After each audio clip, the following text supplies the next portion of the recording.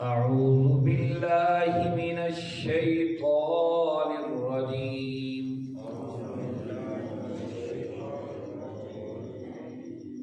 بسم الله الرحمن الرحيم.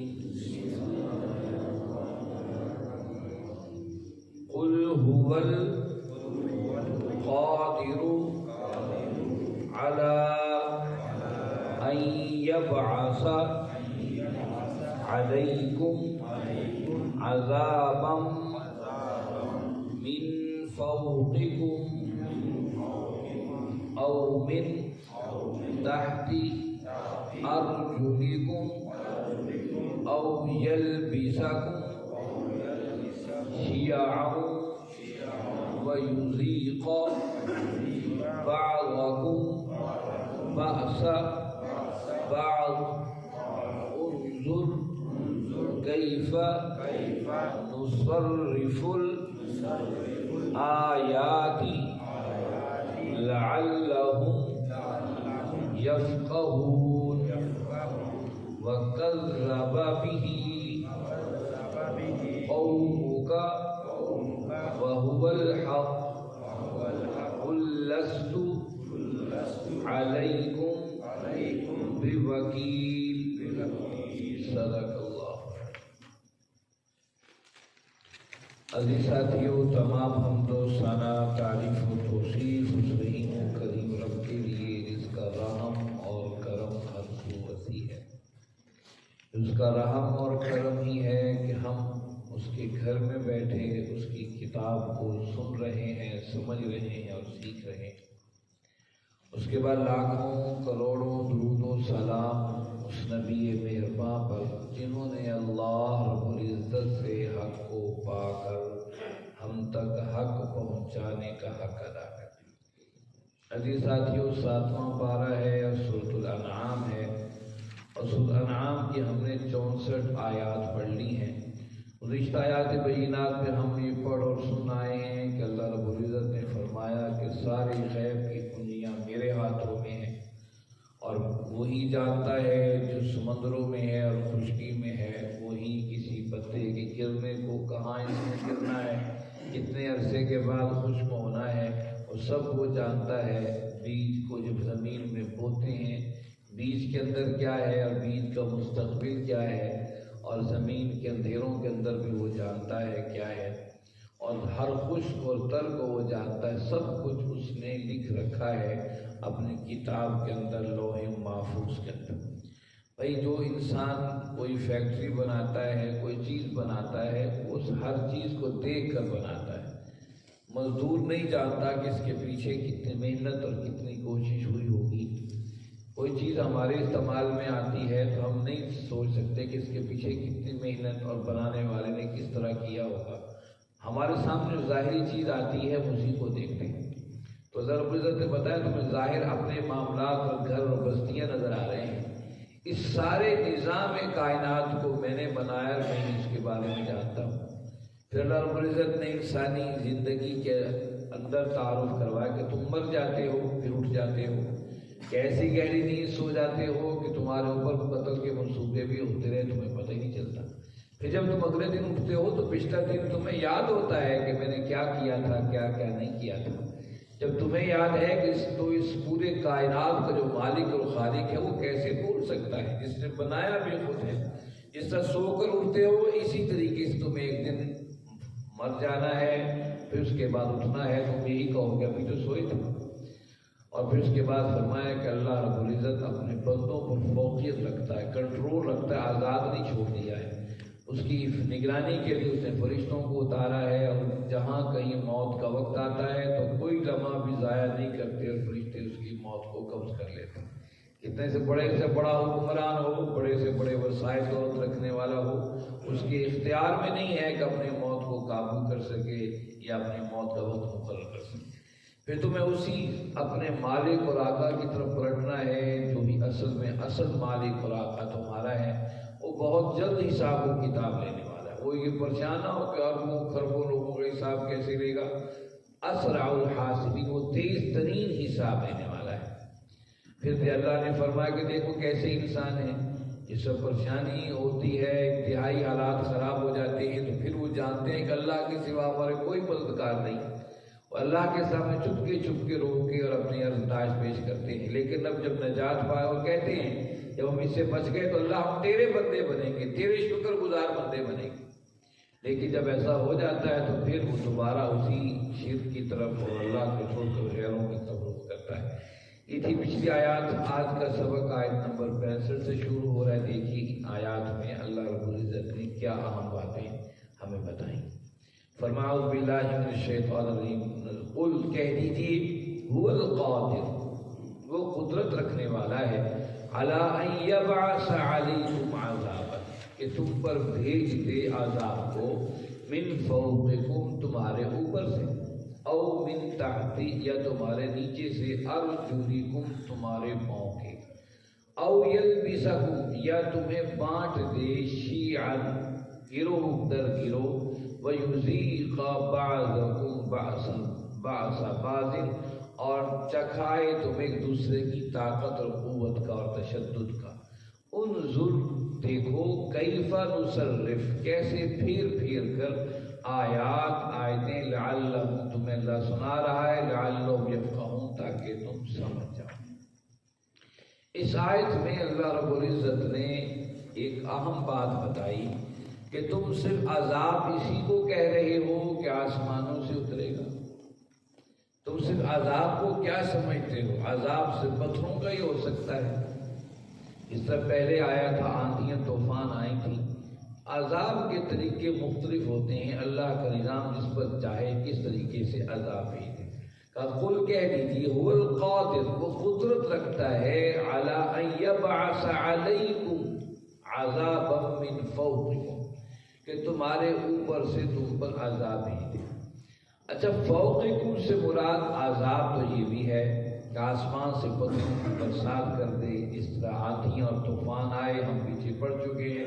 اللہ نے کس طریقے سے عذاب اتارا کہ کھجور کے تنوں کی طرح وہ اٹھا کر پھینکے گئے اور اسی طرح ٹنمن ہو کے پڑے تھے، کبھی ان پر کسی انداز سے کبھی کسی انداز سے۔ لیکن یہاں ایک اور بات کی طرف اشارہ ہے، عذابا من فوقکم۔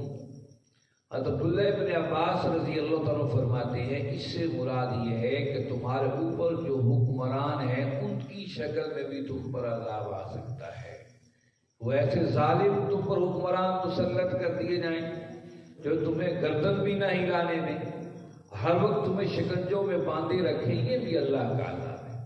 فوقکم کیونکہ حکمران تمہارے سروں پر ہوتے ہیں۔ تو اللہ بتا رہے ہیں کہ عذاب صرف وہی نہیں ہے جو آندھیوں اور طوفانوں کے ذریعے، یہ سیلاب کے ذریعے، یہ پانیوں کے ذریعے آتا ہے۔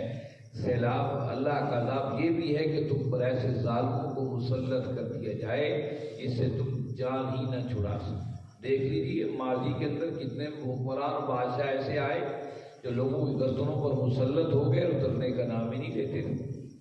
فرمایا یہ ہمارے عذاب کی شکلیں، او من تحت ارجلکم، اور تمہارے پاؤں کے نیچے سے عذاب لے آئیں۔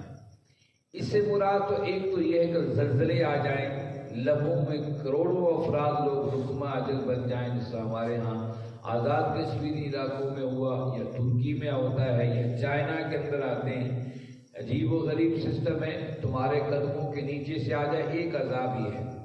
دوسرا عبداللہ ابن عباس رضی اللہ عنہ فرماتے ہیں او من تحت ارجلکم سے مراد یہ بھی ہے کہ تمہارے ماتحت تمہارے خلاف ہو جائیں، تمہارے ساتھ منافقت کریں، تمہارے ساتھ بے وفائیاں کریں، تمہارے اوپر اعتماد اٹھ جائے اپنے ماتحتوں پر، یہ بھی اللہ کا عذاب۔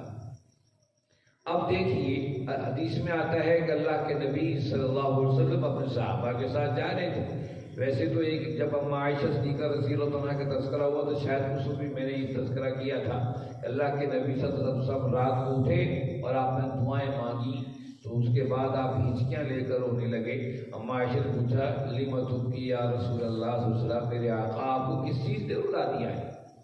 تو اما عائشہ نے فرمایا کہ میں نے اللہ سے دعائیں مانگی تھی، اللہ میری امت کو ایک جنبش سے ختم نہ کرنا، آسمانوں سے پتھروں کا عذاب نہ اتارنا، زمین میں میری امت کو دنسا نہ دینا۔ اللہ نے قبول فرما لی۔ لیکن جب میں نے یہ دعا مانگی کہ اللہ میری امت کو آپس میں جو ہے امن کے ساتھ محبت کے ساتھ رکھنا، اللہ نے اس کو قبول نہیں فرمایا۔ ابن عباس فرماتے ہیں کہ او تحت ارجلکم سے مراد یہ ہے کہ نہ مالک اور اس کے مملوک کے اندر، آقا اور اس کے غلام اور ملازم کے اندر بد اعتمادی قائم ہو جانا مجموعی طور پر معاشروں میں یہ بھی عذاب ہے۔ ہم دیکھ لیتے ہیں کہ ہمارے حکمران بھی اور ایسے ہیں کہ انہیں عوام پر اعتماد نہیں ہے، عوام کو حکمرانوں پر اعتماد نہیں ہے۔ آپ ایک چھوٹی سے گھر کو لے لیجیے، گھر کے اندر جو ملازمہ یا ملازم رکھی جاتا ہے اس پر 100 دفعہ شک، اور جب تک ملازمہ رہے گی شک رہے گا، اور ملازم یا ملازمہ جو بھی ہوگی وہ اپنے مالک پر شک کرتے رہے۔ یہ وہ عذاب ہے جس سے معاشرہ برپا نہیں کرتا، بلکہ معاشرے کے دماغوں کے اندر جو ہے یہ ہمیشہ کلبلاہٹ رہتی ہے اور معاشرے خرابی کا شکار ہو جاتے ہیں۔ قتل و غارت یہیں سے شروع ہوتی ہے، چوریاں ڈکیتیاں اسی کی خرابت کی وجہ سے شروع ہوتی ہے، اس لیے بھی اللہ کا عذاب ہے۔ فرمایا اس کے اختیار میں چاہے اوپر سے تم پر عذاب بھیج دے، او من تحت ارجلکم، یہ تمہارے نیچے سے عذاب کو بھیجے، او یلبسکم شیعا، یہ تیسرے عذاب کا تذکرہ ہو رہا ہے، او یلبسکم شیعا ویذیق بعضکم بعضا بعض، کہ یا تمہیں پہنا دے گروہ در گروہ، تمہیں گروہوں میں تقسیم کر دے، اور وہ یذیق بعضکم بعضا بعض، اور ایک دوسرے کو قتل کرنا شروع کر دیں۔ یہ بھی ایک عذاب ہے، یہ بھی عذاب ماضی کے اندر آیا ہے، اور اس عذاب کو تو ہم اچھی طریقے سے جانتے ہیں۔ جنگ عظیم دوئم، جنگ عظیم اول کیا تھی جو شروع ہوئی 1914 کے اندر اور مسلسل 4 سال تک رہی؟ اس میں 17 ملین افراد مارے گئے اور 20 ملین کے قریب افراد زخمی ہوئے، اور 1 ملین 10 لاکھ کا برابر ہوتا ہے۔ اب آپ خود ہی کاؤنٹنگ کر لیجیے کہ 17 ملین سے کتنے لاکھوں افراد مارے گئے۔ دیکھا اچھی بری دنیا آباد تھی، اٹھ کھڑی ہوئی اور آپس میں گتھم گتھا ہو گئی، یہ بھی اللہ کا عذاب ہے۔ اور پھر جنگ عظیم دوئم ہوئی، اس میں تقریباً 8.5 کروڑ کے قریب کہتے ہیں لوگ قتل ہو گئے، بڑی وسیع، اور یہ 6 سال تک تقریباً 1945 تک، 1939 سے لے کر 45 تک جنگ عظیم دوئم کا عرصہ تھا۔ دنیا بیٹھے بیٹھے انسانیت قتل ہو کے رہ گئی، تو یہ بھی اللہ کا عذاب۔ اللہ فرماتے او یلبسکم شیعا، کہ تمہیں گروہوں میں تقسیم کر دے، ویذیق بعضکم بعضا بعض، اور ایک دوسرے کو اوپر مسلط کرے، وہ تشدد کے ذریعے دوسرے کے خلاف کھڑے ہوں، قتل کرے، اور اس لیے کہ تمہیں مزہ چکھائے، یہ بھی اللہ کا عذاب ہے۔ اور میں بتا رہا تھا کہ اللہ کے نبی صلی اللہ علیہ وسلم نے اس امت کے حوالے سے دعا کی، اللہ اس امت میں اتحاد و اتفاق رہے، لیکن یہ دعا اللہ نے قبول نہیں کی۔ اس امت میں دیکھیے ابھی قریب کے اندر شیعہ اور سنی کا اتنا بڑا قتل عام ہوتا نظر آیا کہ اب تک وہ تصوروں کے اندر موجود ہے۔ پھر اس کے علاوہ آپس کے اندر گروہوں اور فرقوں کے اندر تقسیمات، ان کا آپس میں قتل و غارت۔ اور فرقہ کس کو کہتے ہیں؟ ہم نے فرقے سے مراد سمجھ لیا بریلوی، دیوبندی، حدیث یا سنی، یہ فرقے ہیں۔ ارے فرقے کی انگلش ہی تو پارٹی ہے، جس کو کہتے ہیں فلاں پارٹی، فلاں پارٹی، فلاں پارٹی کس کی ہے، فلاں پارٹی کس کی ہے۔ پارٹی کا مطلب ہی تو فرقہ ہے۔ ہم ان کو فرقے سمجھتے ہیں، ہم پارٹیوں کو فرقے نہیں سمجھتے۔ یہ جو ہم گروہوں میں، سیاسی گروہوں میں، اس طرح گروہوں میں تقسیم، یہ بھی تو فرقے ہیں۔ اور پھر آج ان فرقوں یا پارٹیوں کی حالت یہ ہے، آپس میں ایک دوسرے کے اوپر اسی طرح زبان درازیاں کرتے ہیں جس طرح واقعی ہم جو ہیں وہ جنتی لوگ ہیں، ہمارے مقابل جو کھڑا ہے یہ کٹر جہنم کی ٹکٹیں لیے کھڑا ہے۔ اس طریقے تصور ہم نے بنا لیا ہے۔ اللہ فرمایا او یلبسکم شیعا، یہ ہمارے عذاب کی شکلیں ہیں جو ہم اس سے گروہ میں تقسیم کر دیتے ہیں، وَيُذِيقَ بَعْضُكُم بَعْضَ بَعْضٍ، اور پھر تشدد کے ذریعے ایک دوسرے کو دباتے ہیں۔ یہ صرف یہی فرقے نہیں ہیں، ہمارے ہاں دیکھ لیجیے پورا کراچی آگ اور خون کی لپیٹ میں رہا۔ ایک مہاجر کی اصطلاح کر کے بہت بڑا قتل عام سے کراچی گزرا ہے، وہاں بہت زیادہ حالات خراب رہے۔ پورے ملک کے اندر ایک لوکل اور مہاجر کا تصور، پھر سرائکی اور غیر سرائکی کا تصور، پھر پنجابی اردو سپیکنگ کے آپس کی گروہ بندیاں، یہ گروہ در گروہ تقسیمات ہوتی چلی جاتی ہیں۔ جب اللہ کسی قوم پر، کسی انسانوں پر، کسی امت پر ناراض ہوتا ہے، ان گروہوں میں اللہ ان کو تقسیم کر دیتا ہے، اور پھر گروہ آپس میں ایک دوسرے ٹکرانا شروع ہو جاتے ہیں۔ آج ہمارے معاشروں کی حالتیں کیا ہے؟ ہم سمجھتے ہیں ان معاشروں کا حل شاید مادی وسائل، ہم پیسہ کما لیں گے، پیسہ حاصل کر لیں گے، جب وسائل کی فراوانی ہو جائے گی تو پھر ہمارے معاشرے خوشحال ہو جائیں۔ تبھی تو دنیا کہتی ہے ہم اس شہر کو پیرس بنا دے گی۔ پیرس کی بظاہر چکا چوند جو بتیاں نظر آتی ہیں، کیا وہی خوشحالی ہے؟ ذرا پیرس اور یورپ کے اندر جھانک کر دیکھیے کس طرح کی مایوسیاں ان کے اندر موجود ہیں، کس طرح کی انسانیت کی ذلتیں ان معاشروں کے اندر موجود ہیں۔ ہم پیسے اور وسائل کو سمجھ بیٹھے کہ یہ آئے گا تو خوشحالیاں ہو جائیں گی، قطعاً ایسا نہیں ہے۔ اگر پیسے اور وسائل خوشحالیوں کا نام ہے اور معاشرے کی اصلاح کا نام ہے تو پوری عرب کی سرزمین پر سب سے خوشحال ترین خطہ مکہ تھا۔ مکہ میں بے شک کوئی ایک پتی بھی نہیں اگتی تھی اور آج بھی نہیں اگتی ہے، ایک اس زمانے میں سب سے خوشحال ترین علاقہ مکہ کو سمجھا جاتا تھا۔ یہ تاجر پیشہ لوگ تھے اور فروانی تھی پیسوں اور وسائل کی، کہ ان کی جو ہے خیموں کی جو ہے رسیاں بھی وہ سونے کی بٹیاں ہوتی تھیں، تو کوئی معمولی تو نہیں تھے وسائل۔ تو یاد رکھیے وسائل و خوشحالی انسانیت کے ضامن نہیں ہے، یہ غلط ہمارے تصورات موجود ہیں۔ اس کے مقابلے میں اللہ کے نبی صلی اللہ علیہ وسلم نے ارشاد فرمایا کسی بھی سرزمین پر اللہ کی شریعت کو نافذ کر دینا، اس 40 سال کی بارش، بعض حدیث میں 40 دن، بعض میں روایت میں 40 سال کی بارش، جس سے فصلیں اگیں اور بہاریں، اس سے بہتر یہ ہے کسی زمین پر اللہ کی شریعت کو نافذ کر دینا۔ گویا کہ اللہ کی شریعت انسان کی جو ہے خیر کی ضامن ہے، انسان کی خوشحالیوں کی ضامن ہے۔ ہم یہ سمجھ بیٹھے شاید پیسہ آئے گا تو وسائل آ جائے گا۔ امریکہ کے اندر جا کے دیکھیے کتنا بڑا ملک ہے، آپ کو وہاں پر ہر شخص کے پاس گاڑی نظر آئے گی، ہر گھر کے اندر آپ کو تمام لگژری آئٹم نظر آئیں گے۔ اس کے باوجود ذرا دیکھیے ان لوگوں کی حالات کیا، انسانیت کس حد تک گر چکی ہے۔ اسے یاد رکھیے آج ہماری پارٹیوں کا سسٹم یہ ہے کہ میں اقتدار میں آ جاؤں گا تو میں خوشحالیاں لے آؤں گا، میں یہ کر لوں گا، میں وہ کر لوں گا، جب قرآن اس کے مقابلے میں کہتا ہے ایسا قدر نہیں ہے۔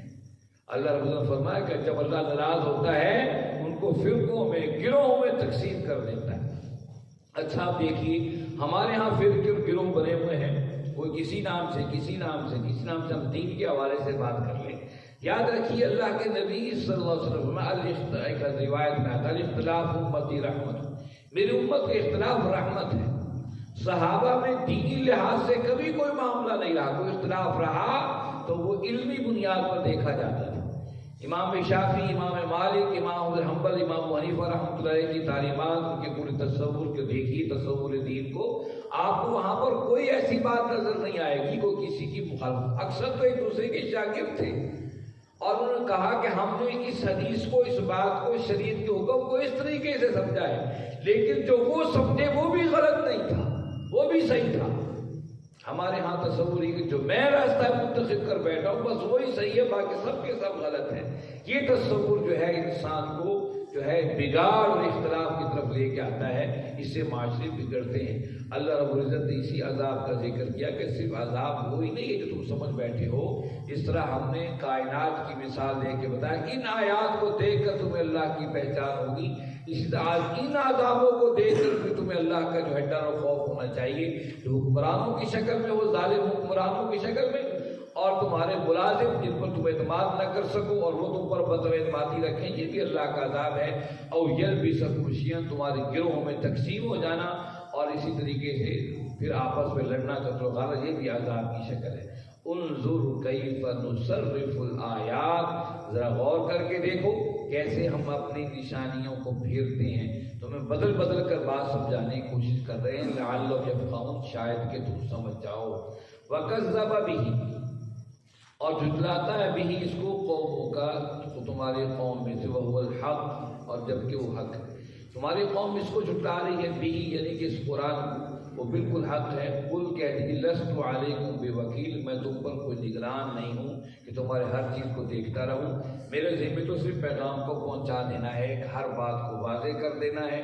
اب یہ تمہاری ذمہ داری ہے کہ ہم کس طریقے سے معاملات کو دیکھتے ہیں۔ میرے بھائیو، اللہ رب العزت نے اپنے قرآن مجید کے اندر ہر چیز کو واضح کر دیا ہے، تو آج ہمیں اپنے آپ کو بدلنا ہے خیر کی طرف، اور اللہ اس کے رسول صلی اللہ علیہ وسلم کی طرف پلٹنا ہے۔ اللہ رب العزت سے دعا ہے اللہ رب العزت آپ ہم سب کو سمجھنے، اس پر عمل کرنے کی توفیق عطا فرمائیں۔ وآخر دعوانا الحمد للہ رب العالمین، والصلاۃ والسلام علی سیدنا